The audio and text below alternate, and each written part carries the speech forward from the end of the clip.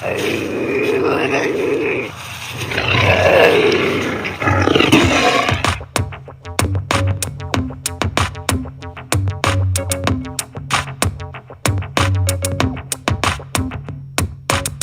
blast off in my time machine. Third eye feeling like it need Visine. Blast off, blast off, blast off, blast off. Come blast off in my time machine. Third eye feeling like it need Visine. Blast off, blast off, blast off, blast off. Blast off on another VIP episode of Hero Paranormal Podcast, broadcasting from the base at La Madre Mountain, just south of Area 51. My name is Ryan, the original outlaw of the airwaves, bringing you an amazing and epic episode tonight. I hope you're into weirdness because that's what's going on. And this is Weirdness in Colorado, of all places. And today on the podcast, we are discussing Colorado Bigfoot with Mark Parra, president of Colorado Sasquatch Research and longtime Bigfoot researcher. He is going to run us through, well, the ins and outs of one of the squatchiest states in the lower 48. But before that, I'm pitching HeroParanormal.com and Hero Paranormal on Patreon. There, I'm done. Hey, Mark, how you doing? Good. How's it going? Not bad. How's it going, my man? I'm pretty excited to talk to you today, and I know that there's a lot you can tell us.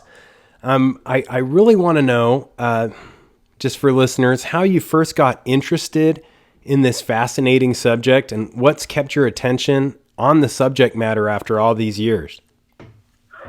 Okay. Well, for a lot of years, I worked around enforcement security type work, executive security. So there's a lot of great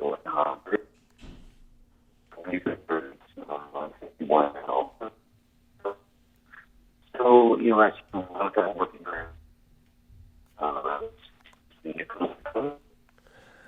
Oh no, you're cutting in and out pretty bad. Let me Okay. Let me see. Is that better? Yeah, that's a lot better. Okay. So anyways, doing that type of work over a number of years, I worked graveyard shifts, started listening to Coast to Coast AM all the time. It was just like addicted to Coast to Coast, listening to Art Bell. And the subject, of course, came up with Bigfoot, where he has guests on talking about Bigfoot. And, I'm sitting there thinking to myself, I live in Colorado, I live in the Rocky Mountains. So, I started getting into the subject deeper and deeper. I started watching a couple of personalities on YouTube there, Mitchell Wade, Timber Giant Bigfoot. This was back in 2010, by the way. So there wasn't a whole lot of documentation. There were research groups in Colorado, but there weren't anybody like Timber Giant or Mitchell Wade or any of the guys doing video where you would, go out in the forest with a video camera. And I basically just thought to myself, I can do that. I look at where I live. So, I went through the ropes, learned as much as I could about the subject. And then as far as deciding where I wanted to go, I started looking at BFRO reports and just started checking some areas out. Bought me a little DSR, a little digital camera back in 2010, and chose one particular state park that I had visited earlier that I knew about. It had a lot of, crazy rock formations and caves.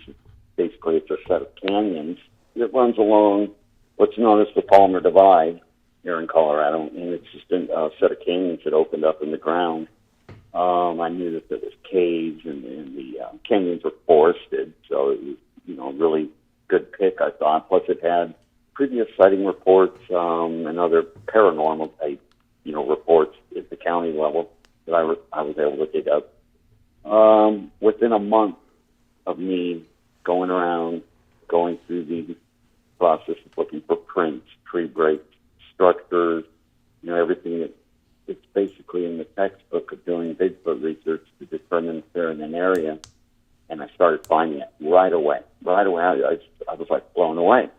I was like, this is getting too easy. How could I just find everything that everyone else finds out here?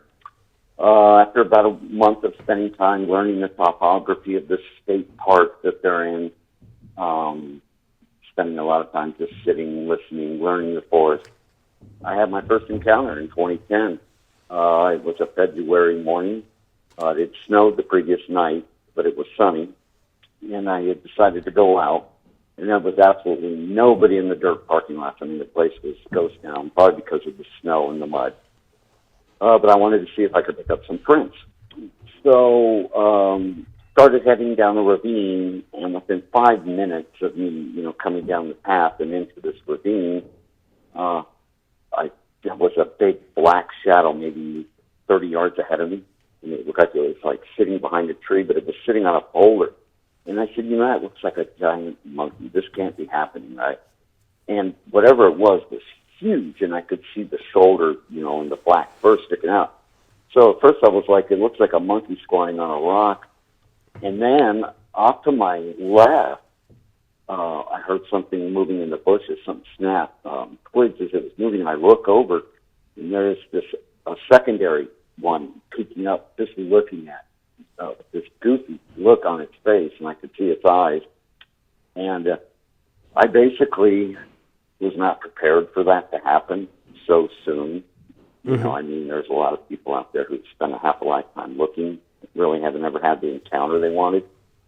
So I really was in shock. I could not believe this was happening so early. I'm not a pro. I was pretty green at that time. But I basically panicked, lifted up my little camera, just started snapping off pictures as fast as I could, and then took off back to my Jeep and got out of there. My first encounter, my first sighting, even though was there looking, maybe hopefully see one, I did not expect that to happen. I was scared to death. The things were so big, and the one that was peeking up at me, it was so ugly. it really scared the hell out of me. Man, and it might just have to do with where you're at. I mean, let's see, there's all kinds of examples. I mean, Estes Park has Bigfoot days. There's 7 Colorado counties with the most Bigfoot sightings. And it seems like a lot of these areas are just, the sightings per capita are quite high in Colorado. Well, yeah, they have been the last couple of years, and it's like, I talk about my book again. This shouldn't have been this easy.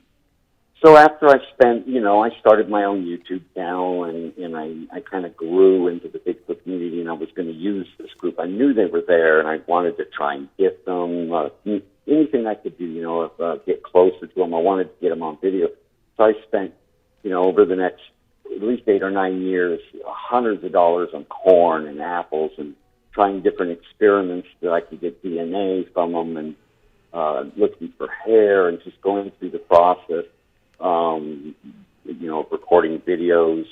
I think I was the first in Colorado to actually do, what Timber Giant and everybody used to do, was the walk and talk thing. So I was actually the first that started doing that way back in 2010, and I got a lot of movement on the camera behind me and around me. One of the things that was similar with, with Scott Carpenter as an example, so I started realizing, that I'm getting, if they're around you, they completely surround you. And that was one of the things I experienced out there, is I would always get surrounded. There was no, if I tried anything, there was not going to be any way I could escape. So anyways, I spent all that time doing all those videos trying to befriend these things, and I learned a lot, and I had a lot of great experiences. And then Jackson died off for a couple of years. I thought maybe they had died, maybe gone away or whatever. Wasn't picking up prints at all. The place just went dead. Then it popped back up about a year later. It started showing up again. I started finding prints again and stuff. And then in 2016, Susan Crone, she's my girlfriend, we hooked up, and she became part of the research organization. We started doing expeditions into other areas outside of this park, all over Colorado. We've covered thousands of miles along the eastern front range of the Rockies. What we would do is we would hit areas that had reports,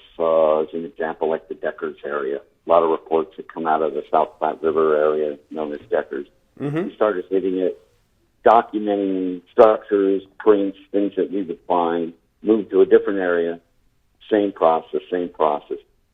Sometimes it would be large structure fields. I mean, really incredible stuff, type of stuff, that you see in western Colorado by another Colorado researcher. And then other times it was more subtle. We enhanced our tracking skills by doing that, being able to locate prints fast, just going into an area, whether it was in Bailey, Colorado, Pine, Colorado, any of these mountain towns that run along the Front Range that have had sighting reports, and just choose areas, even if it was a trailhead that run up somewhere, we would hit it, break trail, explore off trail, document where we find signs, and then start putting all the pieces together. What's similar? Are these structures? Some of the symbology looks like the same symbology 50 miles away, which just blew us away. And at that point, you start realizing these aren't Boy Scouts doing the symbology. These aren't artists. This really is a tribal type situation going on in eastern Colorado, because we were able to locate so many different areas over the past couple of years where there is Bigfoot activity. It just blows us away because the population, you can't even begin to speculate right now, but it has to be in the hundreds. In the sign, like I said, the sign is similar, spread out over 50 miles. You get another national forest or state park area, the sign would show up. It'd be similar, So we're like, wow, this has to be like one either gigantic network or it's pretty typical behavior. So it's been really a fun 12 years. We kind of backed off a little bit this year, post-lockdown, on doing the videos and so forth, because, we're in the process of writing a book. The book came about because of those 12 years, but that doesn't mean it's over. We're still going to be getting in the field and learning as much as we can.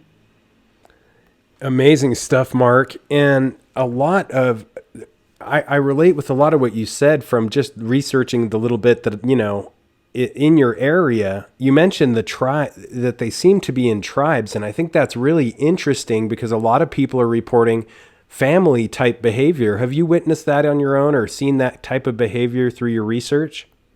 Sure. In tracking, I use tactical man tracking is my preset for any investigation I go on, and that's where I start. I'm not tracking an animal.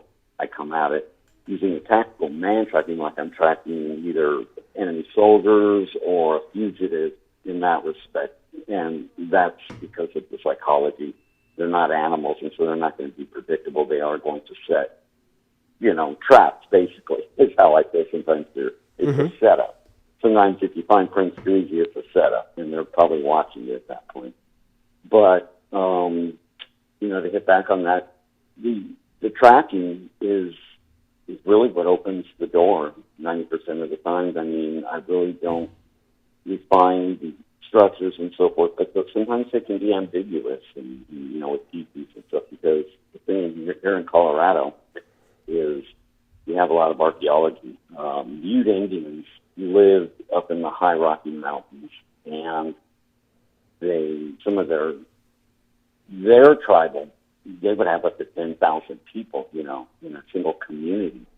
So that's a lot of rats that are drying meat, that's species, that's a lot of stuff that is, some of it still stands in this weathered the test of time. But of course, you can tell by how fresh it is, and prints, of course, and poop, scat, animal bones lying around these things. I'm sorry, you were asking me about the... Yeah, it kind of seems like... the tribal symbology. Mm-hmm. Okay, so when I originally started working in these canyons out here on the Palmer Divide, the symbology was like, wow, these were like bows and arrows, X's. It's very Native American symbology where you'd have an X and a bow. And I'm like, well, that's very representative of a bow and arrow. And then you would have A's, just incredible breaks. And I said, this is either some artist doing this or it's Bigfoot. So the confirmation came much later as we moved up into the foothills near a very big reservoir. It's a watershed reservoir. The Denver water owns it, runs down, supplies the water into eastern Colorado here. And we started finding the exact same stuff. And I said, look at this. This matches the exact same stuff I've been documenting in the first place for 12 years. I said, and it was confirmation at that point that, yeah, there's a tribal mindset in the way that they weave branches. We have found some really incredible stuff the last 2 years along the Platte River. We were coming back, hiking down from that reservoir along the South Platte River, and something caught our eye up on a cliff. We stopped, and it looked like a big, giant patty, a gorilla sitting on a cliff overlooking the river. So wow. This set us off that we were going to have to get to the other side of the river the following week and go up there and find out what that was. We tried yelling at it. It's a really loud river, but we could see it sitting there, and it was totally inky black, and it wasn't a hair, and it looked like Patty. It looked like it had hair up to the face, and it was just sitting there overlooking the river. And so next week, we climbed up there. I climbed up there and see what I could find, and got to where it was. It wasn't a cave. It wasn't just a dark area or shaded area on a rock. There was nothing. There was a little stack of rocks. Looked like they were flatter rocks, like hand axes, kind of like pancakes, and they were just stacked, just 3 or 4 of them. First thing I said is, "Wow, okay, that's odd." And we're right where this Bigfoot, where we have the pictures that we took of him sitting. Right, he's staring. It looks like he's staring down at the river, but there is a juniper tree in front of him where he was sitting, like to kind of block him. No one would see him.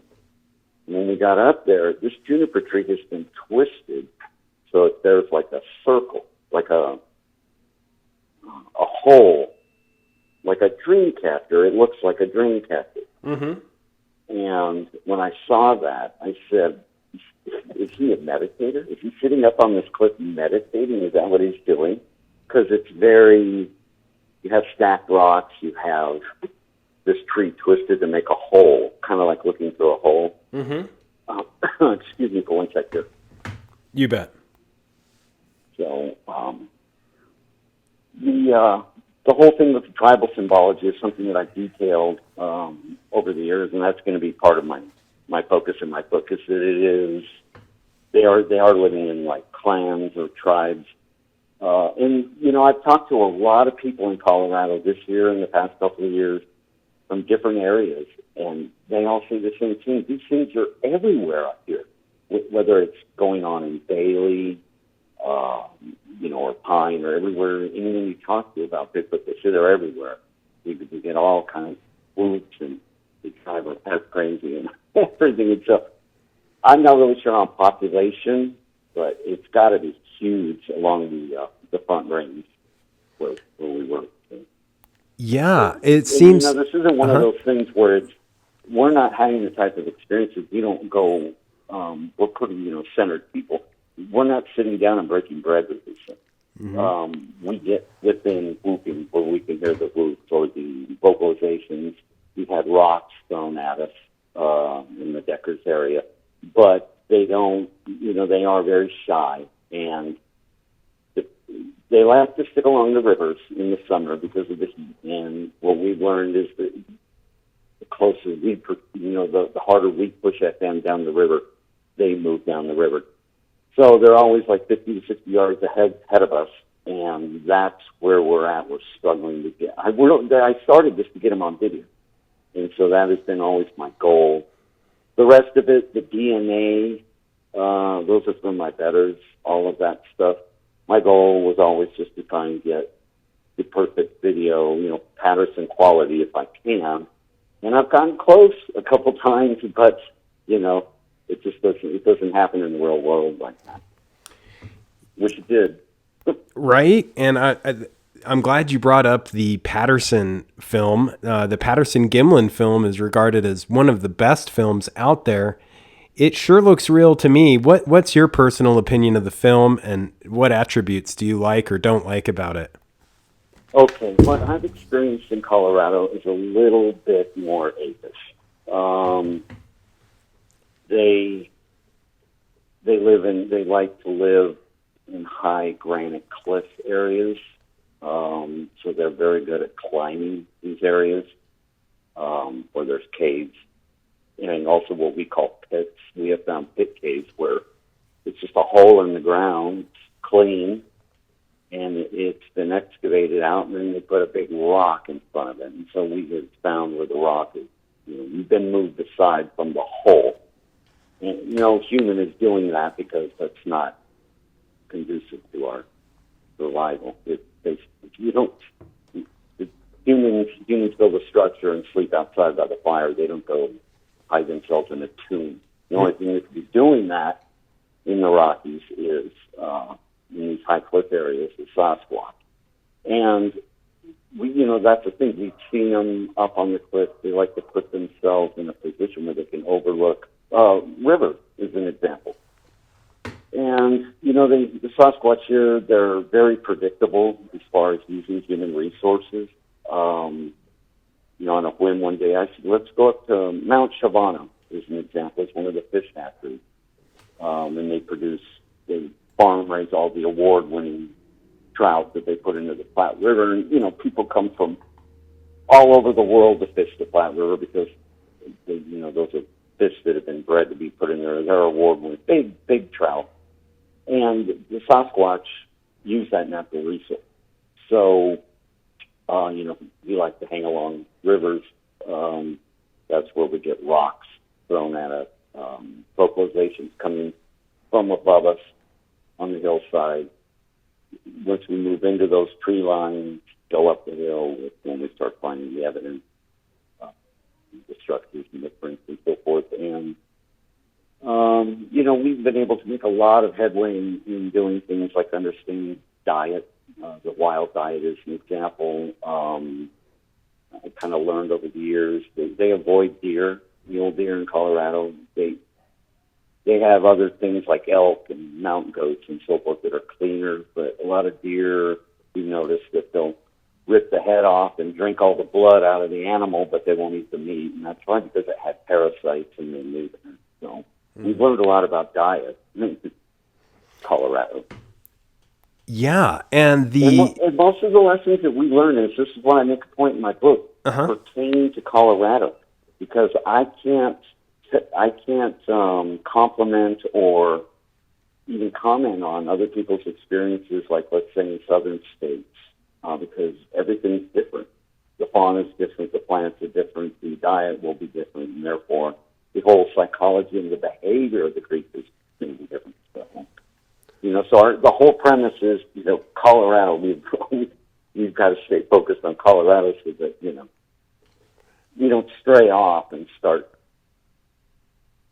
Because what happens is, a lot of people these days, you've seen comments on posts and so forth where the arms are too short or it doesn't have a sagittal crest. Well, the neck is just, that's not the case. There's multiple variations of Sasquatch, just like there are races of people. Mm-hmm. And it all has to do with genetics. Yeah. And it sounds like the tribal, I think the tribal, like you said, it's neat that you're going after it more like hunting a man than you would be hunting an animal. And the tribal thing makes sense, and it definitely goes along with everything that I've seen and researching. And, the interesting thing is the sentinel, there's a lot of people who have started to argue this whole sentinel idea where you may see something, but it might be a decoy or a sentinel who's looking out for the others who may be further away. What are your opinions on the whole, the sentinel or the lookout? Is that something you've encountered? Yes. Now, most of our encounters, because we were doing video all the time, we were working in the early morning hours in the day, more so than nights. I can't afford thermals and all that. sophisticated stuff, but we were going to do the best that we could working in the day. The sentinels are present. A lot of the areas that we have covered in Colorado have, how should I say it, hauntings, or they have a cultural and a background to them, a historical background. We find a lot of areas where there's Indian graves, there are graveyards, there are particular state parks that are haunted, where people have been forced to the ground, have seen shadows, have reported Bigfoot, strange light.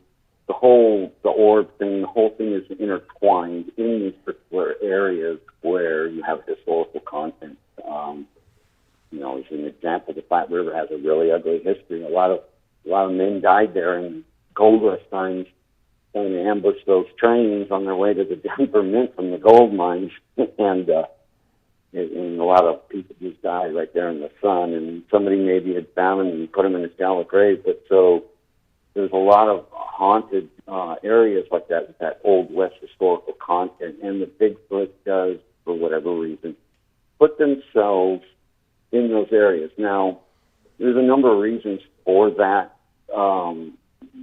A lot of people that are on the paranormal camp, basically, will immediately assume that the Bigfoot is interacting, blah, blah, blah, and has some kind of powers related to this, when in actuality, they might just be attracted to the spirit activity. If there's ghost activity in Savannah, that may be something that they're just attracted to. As far as like tribalism, when we talk about tribalism, you start talking about all tribal things that we know through science and hominins, it's ancestral. So the most important thing to, whether it be neighbors or me or our ancestors, those are the people that came before us, that we carry all their DNA, and it's so a lot of those tribal, very ancient pagan religions were based around ancestors. The spirits that they work with are their ancestors, their great-grandparents, and so forth. And so, I use a lot of anthropology templates looking at that. It's like, what if I'm like an explorer going into the jungles of Borneo for the first time, right? All those identifiers are going to be there if you run across people that have really just live in the jungle and never really seen other people. You're going to have all of that tribal symbology, everything is going to be there, language, and it shouldn't be any different for a living hominid that's supposedly, and I do believe it is, half human. So you take into all, anthropology, whether it's the Neanderthal, any of the hominin species, Homo antecessor, Heidelbergensis, they all had a tribal sense about them. Some were more sophisticated than others. The interesting... So, Go ahead, yes. Go ahead. No, go ahead. I'm sorry. I keep interrupting you. Yeah, the interesting thing is from that tribal mentality, and they do seem like they work as a group, and it also, it appears... I'm glad you mentioned the lights in the sky, the strange, almost paranormal activity, because there is a couple of camps, those who believe that these things work hand in hand and are more open-minded to the idea, and those who are just more nuts and bolts. Both sides are needed, but I've talked to a lot of people who have seen multiple things on the same outing, which did not make sense. And so I'm really glad that you brought that up. Sure. We started capturing, when Susan joined me in 2016, I was still at that tactical man tracking. I'm a fact-only type of guy, and that's how I'm running this, right?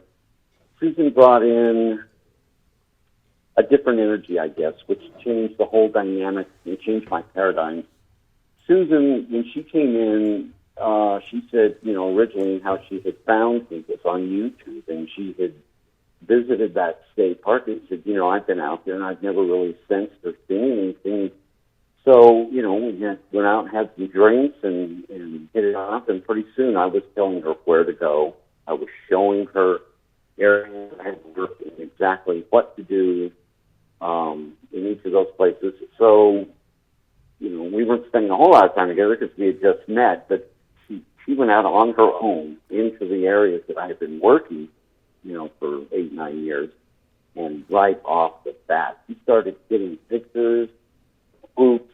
Then she had an encounter with a couple different paranormal type things. She started capturing paranormal activity in there, and some of these creatures had nothing to do with Bigfoot. They looked really weird, and I said, all right, something else is going on here. So that's when I started looking at going deeper, trying to figure out if there were underground caverns, geology work that had been done there. Went through the whole lot trying to figure out why this place has such energy, giving off this type of energy. And, it turns out it wasn't. It revealed the oldest known human artifact of a human habitation in Colorado ever by the University of Denver Archaeology. And I had no idea. So the energy of the place, I feel, draws to Susan started having all of these encounters. We encountered a being up there that we did an investigation on. She was out by herself, and it was near dusk. And she saw this huge black shadow moving behind a boulder, and she couldn't really make it out. So she just took a picture with her phone. And we got it home and looked at it. We had several other people, J.C. Johnson, A.C. Pine, some people from Crypto Four Corners did some work on it. And what we saw was a gigantic 10-foot, looks like a Bigfoot, wearing some kind of necklace, just standing there smiling at us. We had to lighten it up and so forth. And that became one of her greatest pictures. Up until that point, like I said, I hadn't really experienced that before. So her coming into the area kind of changed the whole energy, kind of made me a believer that something else going on, but I needed more. So because Susan is involved in the metaphysical community, she has a lot of other women friends and so forth that are psychic, that do psychic readings for people. And so we took the pictures to her and we said, what can you glean from these? Can you channel this thing and find out? And so she started working with it, and right off the bat, she started channeling him. Now, keep in mind, I'm still an unbeliever at this point, right? I'm kind of like Susan handles the paranormal side, and I'm the facts on the ground kind of guy. I'm the guy that casts the prints and so forth. Mm-hmm. So anyways, during this psychic session, supposedly this lady channeling this picture, this being calls himself Mott.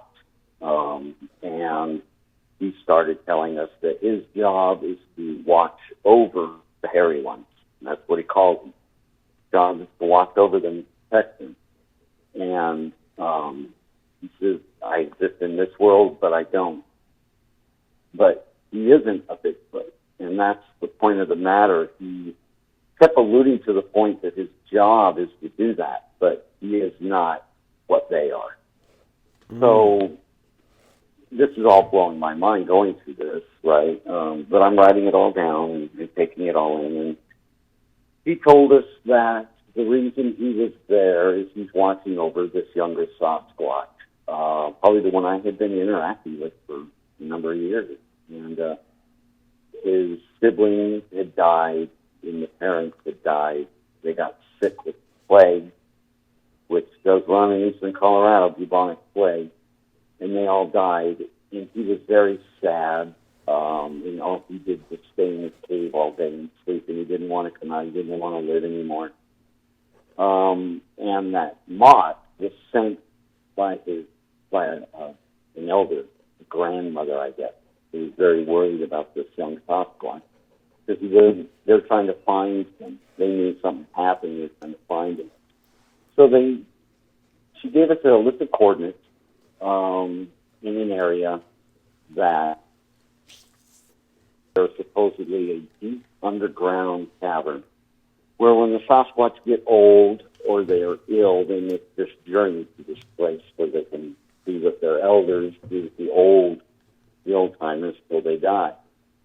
And this is where all the bones, this is where the bones, if we were to find them, we'll find them. But it could be anywhere over thousands of backcountry miles in that Rampart Range area, which is just caves everywhere. So it could be absolutely anywhere. Wow. That's a little bit more interesting thing, that kind of changed my paradigms on the paranormal. But at the same time, I have to stay grounded, so I do not believe, Mark doesn't believe, that there is an alien connection, nor they can open portals. I don't believe they can do portals, nothing. I just don't. I think they are living hominids, and they are protected by ancestral spirits. I know it sounds very Indian, Sure. but basically to me, that's what they are. To me. They're an indigenous life form people. Mm-hmm. And that goes along with a lot of tales of the Sasquatch or Wendigo. And I mean, the sightings and accounts worldwide, I mean, from Zimbabwe, the Agagwe, the Mongolia, they have the Alma, Sumatra has a orang pendik, skunk ape in the, southern Right. U.S. They're everywhere you What go. I always thought is that if we're going to make this work and we're going to answer that question about the worldwide phenomena, then archaeology has to be playing a part in this, because otherwise science just gets thrown to its wayside. If this is truly the case, and they're being seen in South Africa and other places, this means that hominids survive in different locations around the world, and there's different variations of it. But the only way that this is going to work is they would have had to go underground, considering natural disasters, climate change, wars, in order to make it this far, they would have had to go into underground caverns and then either occasionally come up or to hunt. That's the only way that this would have worked. And so that's why I feel that we've had some luck, maybe some others did in Colorado, because you have this high amount of caves and underground caverns along the Front Range anyways. And I tell you, that's what happened. The big one that I saw, she looked like on my first sighting, she looked like a big chimpanzee. Her face looked like she had her hair pulled back. That's another issue. Like a woman pulls her hair back, like it was tied back. And she had that hominin, almost an ape-look face to her, but the eyes were pretty big.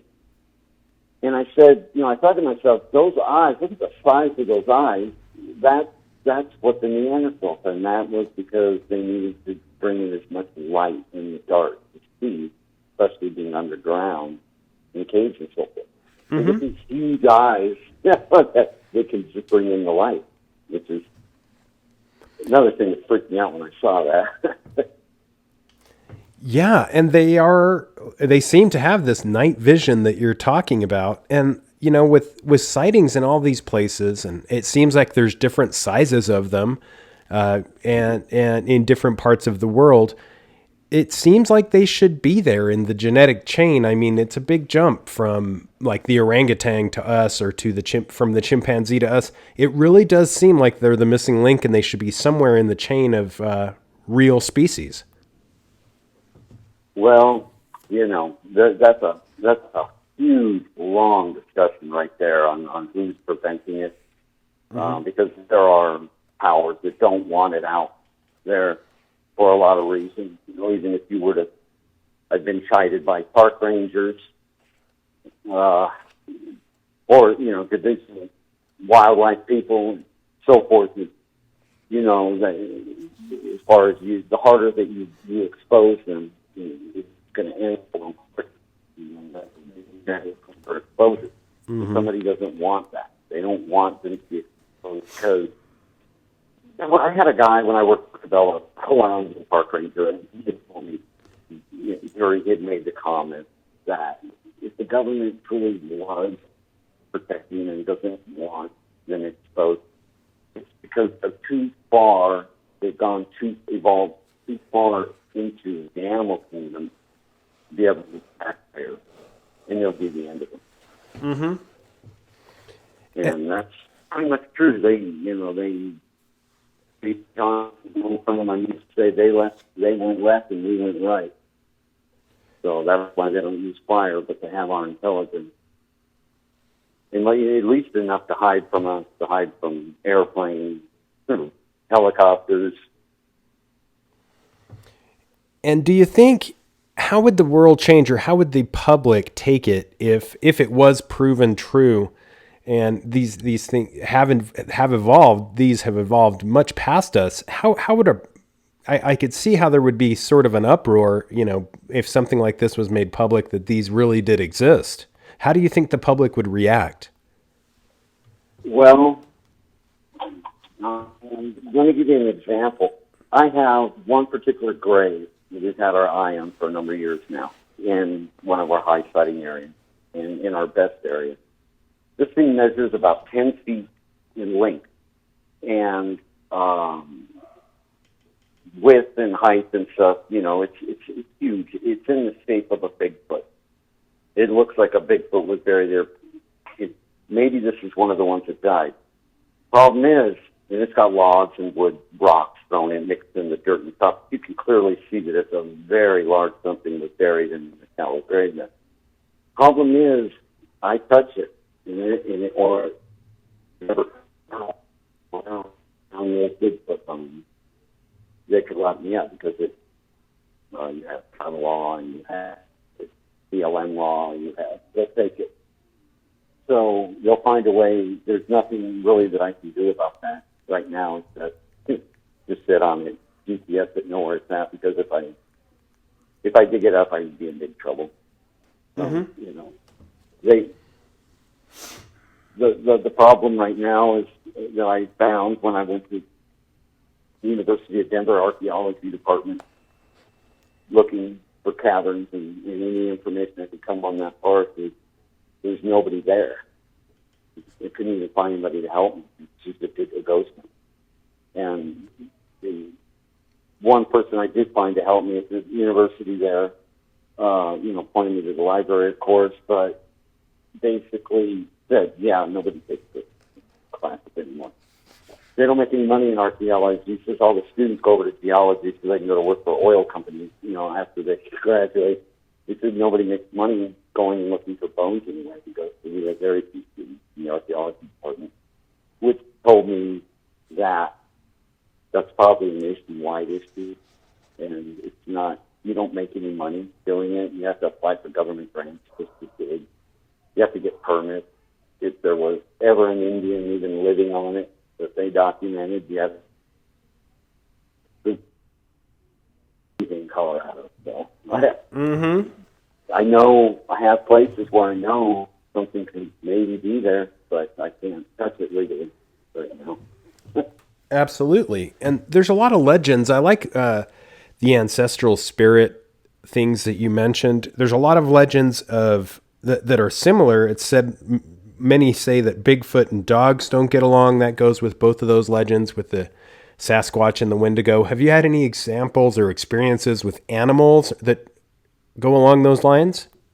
Sure. It's my, if you mean like missing animals, missing farm animals, that's all part of my investigations. Pets missing. Is that what you mean like that, where they're taking animals? Right. You hear about it all the time. Chickens, ducks, pigs, other livestock. Have you come across that as well? Oh, yeah, sure. The original first place I keep talking about where all of this began for me in that state park, it sits down on eastern Colorado, and there's some farms, ranches around there, and so forth. And one of the first reports I ran across was a massive coyote kill back in the 80s in the area, and it encompassed almost into another county. And somebody had just gone through and just slaughtered coyotes, and they didn't do it with a gun. They ripped the heads off and just slaughtered them. They tore them to pieces. So anybody who knows anything knew it was a Bigfoot. So at that time in Douglas County or in Colorado, the sheriff was perplexed. At that time, he didn't know who to call. There was really no Bigfoot organizations really that he could locate in Colorado at that time. So he called the Oregon Bigfoot Researchers Organization out in Oregon, and they came out and just, did a basic PFR type report, looked around a little bit, and did the report on it. But then it reoccurs like every 10 to 12 years or so, they do that. They go through And it could be because the coyotes are getting too overpopulated and it's affecting them, and so they just go through and kill them all. Mm-hmm. But in the same genre, or in the same area, Susan, when she came on, Susan worked at the veterinary hospital in the little neighboring town that services all branches and so forth around this canyon. And so she would know anything that came in that was unusual. She would be the first to hear it. So a guy or a woman brought in a very large dog, big range dog, and it was dragging his hind legs. He couldn't walk. So they got the dog in there, and Susan asked the lady what happened, and he said the dog, it was at night, the dog took off to the edge of the property after something, and they were barking over there, and then she said the one dog back that they have a whistle they were calling, the other dog didn't.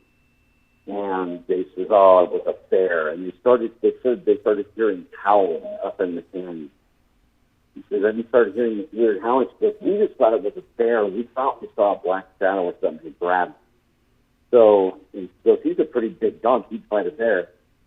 So about an hour or so later, the dog came back, and he was dragging his rear hind legs. He couldn't walk.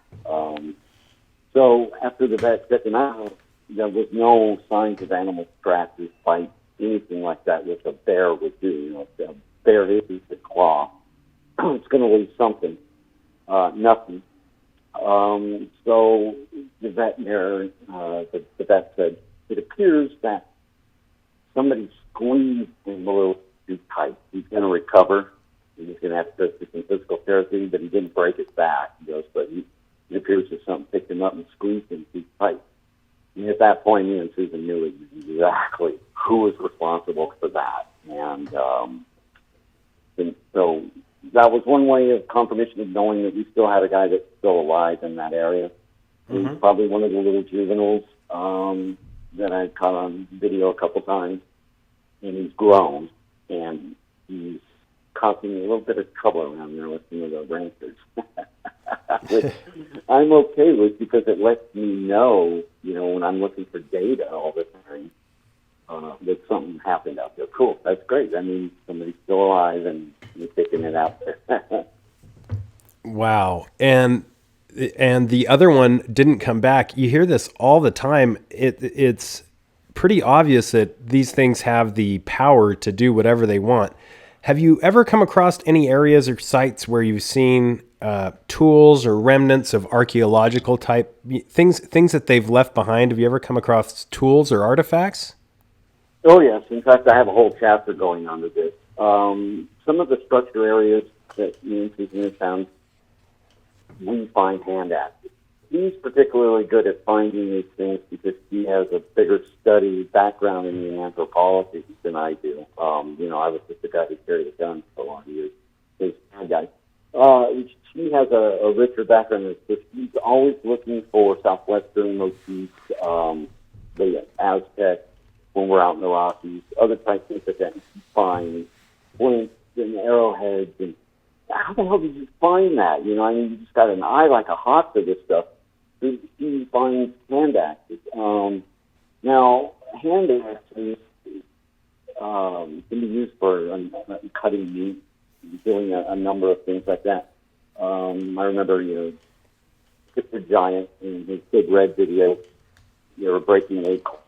That's something we have out here, and they're scrub acorns, and they grow everywhere. We have found where they gather shells and use these hand axes to break open, different various nuts and so forth.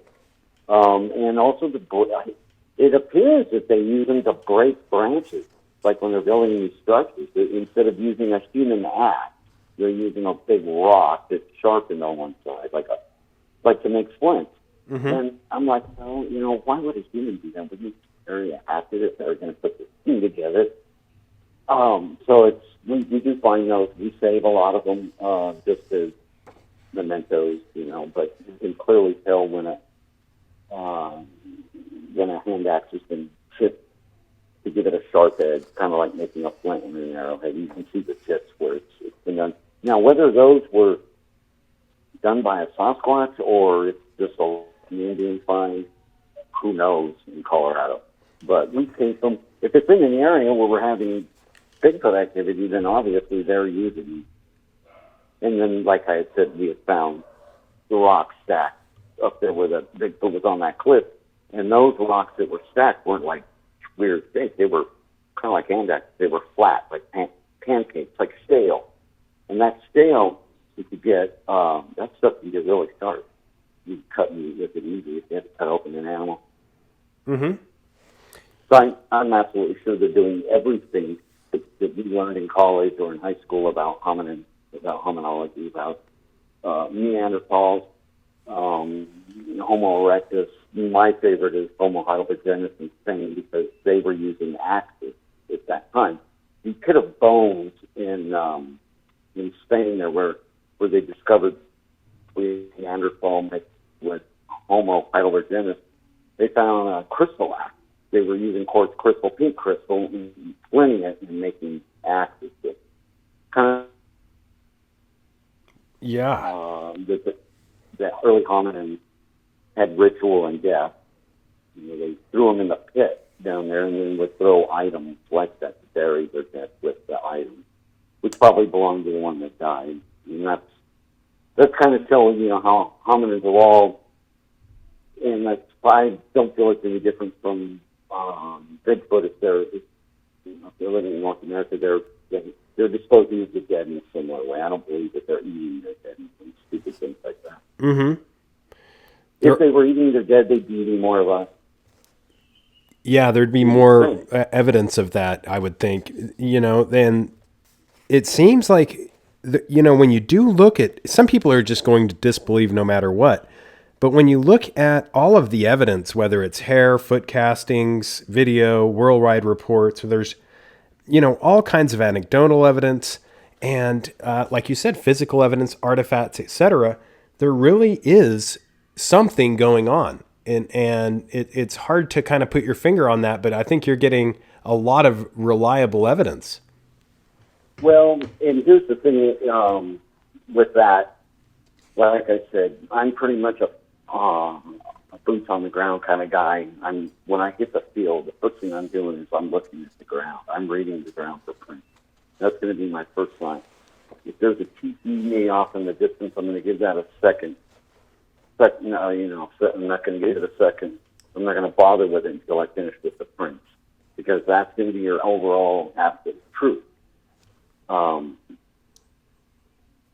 Mixed with, if something's moving in a straight line and has 15 to 6-inch prints, and even though the soil is hard in Colorado, it's going to be a software. It's going to be, they hit the ground really hard, and even in a hard soil like in the Rocky Mountains, you still get pretty good prints, and you can see bunions, and you can see the things that we need to make you know that this is true. This is really true.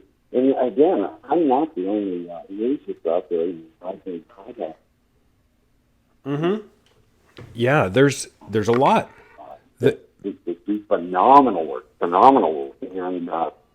so a lot of us share data over the years also, and we know we've been to each other's areas sometimes. We've been on outings together, and so all of that data that is Colorado is not just me. It's it's the other researchers that we're in contact with. It's just communities are hard.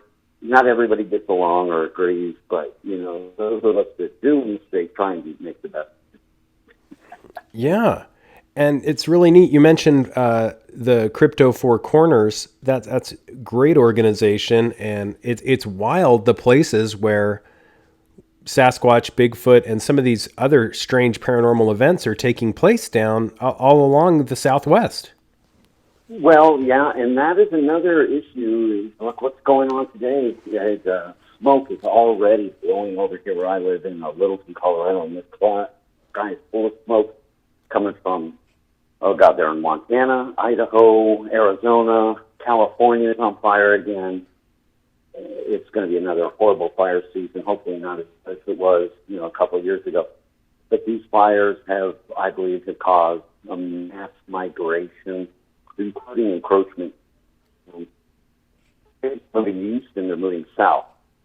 Now, me and JC, we used to talk a lot, and I made a lot of contacts because I originally grew up in New Mexico, so I know a lot of the areas in New Mexico where Robert Kreider and AC and then been. So I kind of had a kinship with AC, and I used to talk to him a lot about, the place that he had been in Colorado. Great guys. So the fires, and he agreed with me on this, have kind of caused an uptick in sightings in the western slope of Colorado, as an example, and in other places where traditionally there wasn't a lot of sightings. But it appears that they're starting to migrate. When we talk about the Bigfoot that was causing all the problems, I don't know if you know the story down in Salt Lake, Arizona, on the Navajo Indian Reservation, that was scaring people. It was eating the crops. It was stealing sheep. And eventually the Navajo Nation had to call in the Fed to dispose of it because it was causing such public safety issue. And I'm not aware if you know that story or not, but the Navajo reservation down there in Arizona and New Mexico, they've had this problem in the last couple of years where they have Bigfoots that wander into the area and then start stealing sheep and the crops. They don't have a whole lot out there in rural parts of the reservation, so they have community farms, and this is for the people that live out there, and then the ranch is wool. And sheep is the cash cow for the Navajo out there, and the Apache people. And the Bigfoot come in and they just tear shit up. And it infuriates the locals. They don't have a very good relationship because of that type of behavior. And so JC spent a lot of time, over the years working with the native population down there, trying to get them to understand that these things aren't doing it on purpose. It's a survival issue. It's a fight for resources. They're not doing it because they're trying to be mean. They would do some pretty rotten things. It's like a farmer. It took him a while to grow this big watermelon, and the Bigfoot's in there, and he told me he bites out of it and leaves it on the ground. The rest of it's a rot. So you kind of see why they were upset with that. But what that did is, on a bigger map that me and JC were looking at, was the migration due to encroachment fires. And, I had talked to other people over the years and involved in this, and there was an old guy up there in Washington, old Red Elk, that I befriended. And we used to have conversations on the phone with Red Elk. Yeah. And he had told me, they're on their way to Mexico. You have groups that are on their way. They want to get across the border because they've heard rumors of these lush jungles out there where there's no people. I said, okay, if that's the truth, he is one of the ones that confirmed, it appears they're moving towards the southern border. And we don't know if that's just wanderlust. You see what I'm saying? You get a couple that are just wandering. They're looking for new homes. Sure. They end up in areas. They end up in an area where they didn't know they were going to end up in. Then they get stuck there, and then they get in a situation like that where no resources are around of owned by the poor Native Americans down there, and so they have to start stealing crops because. It's an all true story because they went through all the checks and balances with the prints. They were leaving these humongous prints all over the place, all around. Well, they would steal something. I guess the final straw happened down there. He scared a little girl that came out behind a dumpster, behind a restaurant, scared the little girl. He was around the dumpster, and at that point it turned into a pretty bad story. Yeah, but, and down there in the Four Corners, it seems like some of these creatures have different snouts, while others are more shadow creatures or shape-shifting / skinwalkers. Did you ever come across any of these that were eyebrow-raising? Yes, but not like a dog band. Mm-hmm. Okay, I had taken a number of pictures earlier in the year when I started, and I made a lot of my videos where I had a creature follow me and it was snouted. And people kept going on, dogmen. It's not dogmen because I would have seen it as tracks. The only thing I have are Bigfoot tracks in the area, but the thing is snouted. So then you have this. How can I break this down? when I was young man, I grew up in New Mexico, and I had a lot of Native American friends growing up. One particular friend of mine, his name was Ricky. His father was an Apache medicine. Going into college, a lot of that Native American studies and so forth, I learned some stuff from his grandfather, and I learned about how they view how magic works, ancestral magic and so forth, things that I think Bigfoot is doing, and they even told me, they have their own magic, they have their own rituals, they do rituals, and they're fast because they have such big brains, they're very fast. So they are surrounded by energy, and I don't know if they're good or bad, but typically, yes. When you have a Bigfoot in the area, you may have some other ghost or spirit activity called shadow beings. Now, shape shifting is a whole different thing,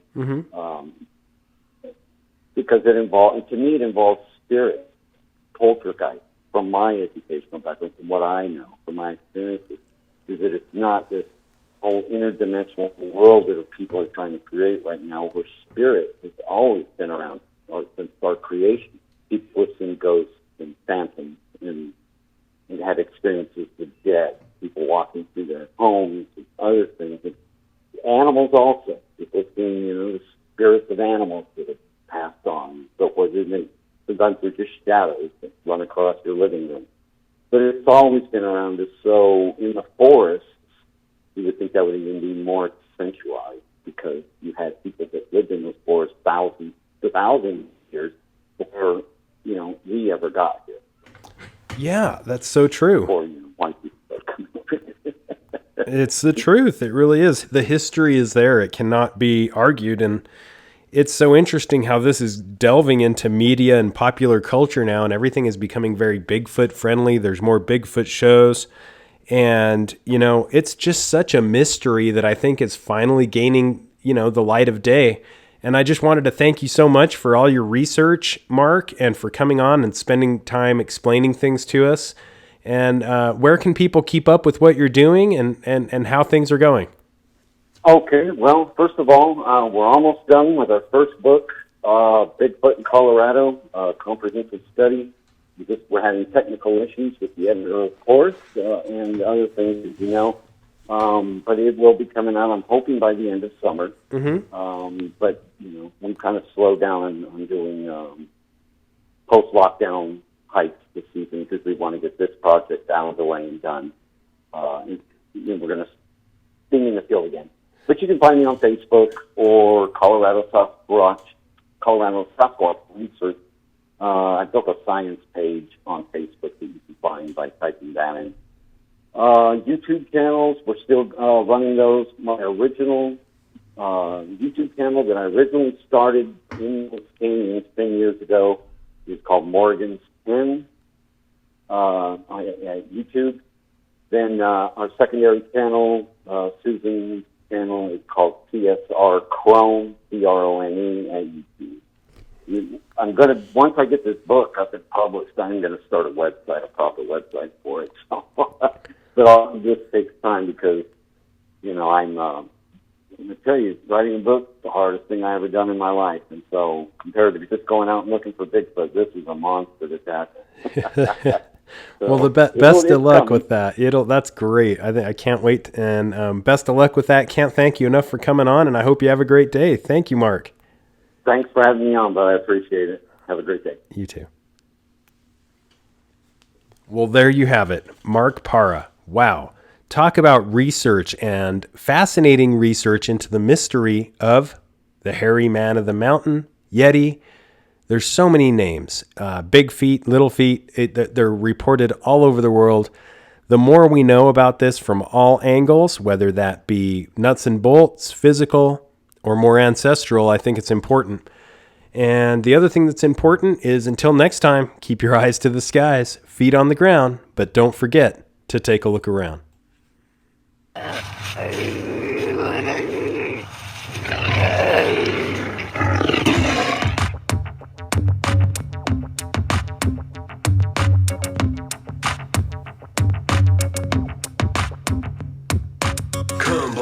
off in my time machine. Third eye feeling like it need Visine. Blast off, blast off, blast off, blast off. Come blast off in my time machine. Third eye feeling like it need Visine. Blast off, blast off, blast off.